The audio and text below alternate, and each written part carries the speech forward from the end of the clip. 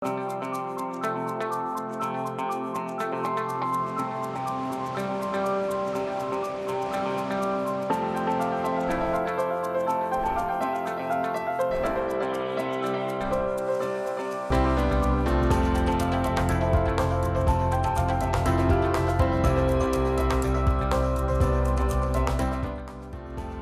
afternoon. Thanks for joining us across the fence. I'm Fran Stoddard. Our program today centers around mass media and a class at the University of Vermont. Mass media is a phrase used to describe the variety of tools that can reach and influence people on a wide scale. Newspapers and magazines were the first such tools. The electronic era brought us television and movies, and the 21st century ushered in the internet. Collectively, mass media has a huge reach in our society and is a key filter through which people learn about one another.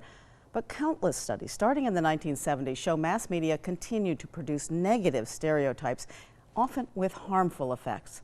To delve deeper into the media and stereotypes, I'm joined by Julia Wahlberg. Julia is a lecturer and clinical educator in UVM's Department of Communication Sciences and Disorders. And also joining Julia is UVM sophomore Maya Klatsky. Maya is majoring in Communication Sciences and Disorders. Welcome to each of you, and thank you so much for being with us. Thank you. So, Julia, to get us started, tell us about the course and its goal. Okay, so the name of our course is Communication Differences and Disorders in the Media.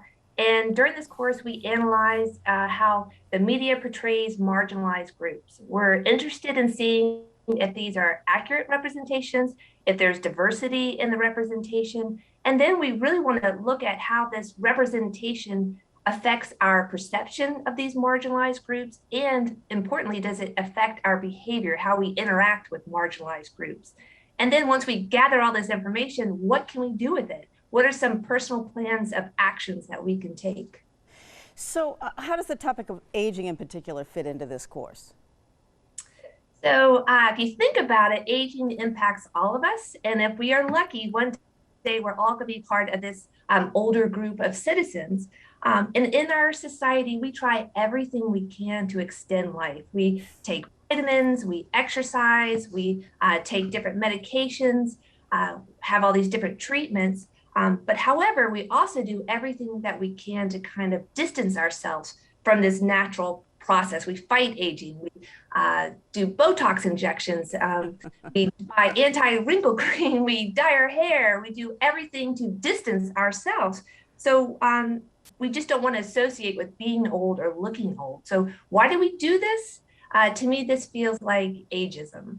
Right, and consumerism. It's really a mix here of what we should do, or that this is a problem, so fix it somehow. So right. What are some examples you use in class? So if we start with the definition of ageism, it's really just discrimination based on a person's age. And this could be young or old, but in our class, we really focus on the older population. And it can be something seemingly harmless, like phrases like, oh, what a cute little old man, or I love old people, aren't they sweet? Or, wow, you look good for your age. How do we take those? But we also have this concept that we've talked about in our class called super geezer, which can be really dangerous. Some of the representations we see in the media are this 90-year-old woman celebrated her birthday by jumping out of our plane. And how can we live up to this image of the super person? And that's why it's really great to have shows like Across the Fence or Super Senior Thursdays, because we really get to see real life stories that even when you're older, you still have these same desires and wants and dreams. That doesn't die when you get older. And it helps us look past these exteriors that are changing as we get older, because we all have those culminations of our younger selves. We're still those younger people. Yeah, so these are great examples. We think about technology. Your older people don't know how to use technology. And there's a great picture for anti-wrinkle cream, like fight that aging process. Why? It's such a natural process. And then the last picture is that infamous commercial, I've fallen and I can't get up. So old people are frail. We have to look out for them. They could hurt themselves. Right. I love that. Beautiful 20-something advertising wrinkle cream. Right. My goodness, You better start young. what's that about? So let's bring Maya into our discussion. So Maya, what do you think? How is discussing ageism relatable to a group of young adults? I feel like at first you might think it's not, but I think it's incredibly applicable because right now at school, I'm only surrounded by people my own age. Like 18 to 24 is all I see every day. So the only examples of older people is what I get from the media. So understanding that some of these may not be correct, or just understanding that aging is a real thing is something that's super important to get comfortable with at this age. Yeah, absolutely. So what are some of the media stereotypes of older people that you've learned or you talk about in class? So we talked about in class, not saying that I believe these things, but we've seen that they're lazy, forgetful, irritable, grumpy. And in our media, they're not usually the wise ones. They're usually the brunt of a joke. So a lot of us in class talked about the Disney movie Up and how Carl, the older man, is portrayed with hearing aids and watching TV and not wanting to answer the door. So it just fits that typical stereotype. Right, and certainly elders have been around and they have something to share with people. So, Julia, is there a key to getting a class of young adults to focus on and discuss aging? Or, how do you address ageism or even other isms? Right. So I thought it would be a tough sell, but it really wasn't, because when we started talking about ageism, I realized students are nervous about all periods of their life, not just the end when they're 80s and 90s, but also graduating college when they get older and get their first apartment and going grocery shopping. So first thing we talked about is uncovering our own personal biases around ageism and what that looks like. And students were surprised that about all these generalizations that they were making that they didn't realize, thinking that maybe older people just sit around watching TV all day, or they just can't wait to see their grandkids, and life really stops after retirement. So for homework, what I tried to do to get it started was to have students just interview their parents or somebody who's older in their life and see how they're embracing ageism or the aging process. And I think this is important because a lot of our beliefs and feelings start in the environment that we grow up in. So if our parents are fighting that aging process, and maybe we think something must be wrong with getting older. So Maya, I understand that you and your fellow students, of course, share concerns around aging with one another and discuss these things. What are some of the things that you've talked about? I feel like a lot of us, your 20s seems really unpredictable. You don't know where you're going to end up. I feel like a lot of us right now are switching majors.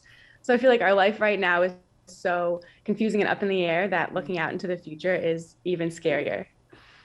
Yeah, indeed. So you met some older people. Your class includes some outside speakers. Tell us about a particular one that really struck you.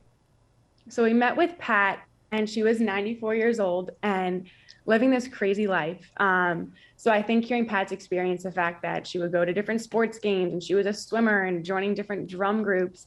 And I think hearing her perspective on aging and how she told us that if you keep learning and doing new things every day, you can still live that exciting life. It doesn't end when you retire. So it was pretty inspiring and calming to hear her talk. Right, that's great.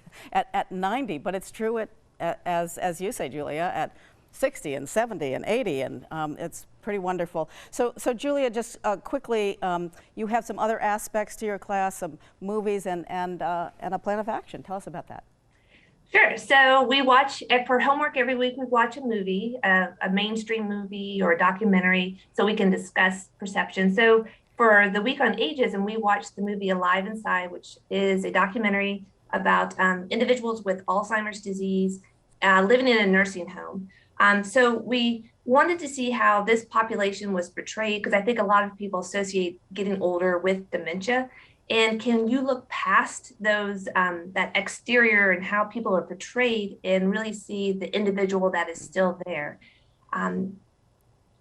And we also get this representation that aging is really a medical issue or a medical problem. And this has really been a change. So in the movie, we see how people become alive again by listening to music and a connection with music, and how we get to see that individual spirit again. So just again, a way for our students to see individual is still there. Even with dementia. So there is this plan of action that's part of the course. Maya, tell us what your plan of action is. So I joined the Generational Outreach Club at UVM, which is just a way to meet and interact with different people at nursing homes nearby. So that was my first thing. And also, I'm trying to become an SLP in the future. So I thought about when I was home looking to shadow an SLP near me that works like with older people, maybe stroke patients, that I can get more involved and more comfortable. Awesome. And SLP again is? Speech language pathologist. Okay, awesome. And have you, has this changed your perspective around aging, Maya? I think yes, it made it feel more comfortable. I feel like we're raised to not talk about age. Don't ask about someone on their birthday. Like you don't sing the number birthday song. You just kind of sing our birthday and get it over with. So I feel like being forced to have conversations made it a lot more comfortable, and knowing that it's a real thing was important to get under your belt at this age. Right. Oh, wonderful. And Julia, so let's also talk about what is good, what are ideal representations of older people in mass media? What could be better? Great question. One thing that we've noticed that it's the same storyline. It's always the grumpy old man or the grandmotherly type woman. So if we could see diversity in the storyline and the representation, like having people of color and having different abilities and different, just living life and enjoying life and still having hopes and dreams, LGBTQ and incorporate that, just all the demographics represented would be a great start. Thank you so much. What an interesting conversation that you're having in class and with us here today. Thank you so much, Julia Wahlberg and Maya Klatsky, for joining me today to talk about elders. Thank you. This was great. And thank you for joining us across the fence. I'm Fran Stoddard. Stay well.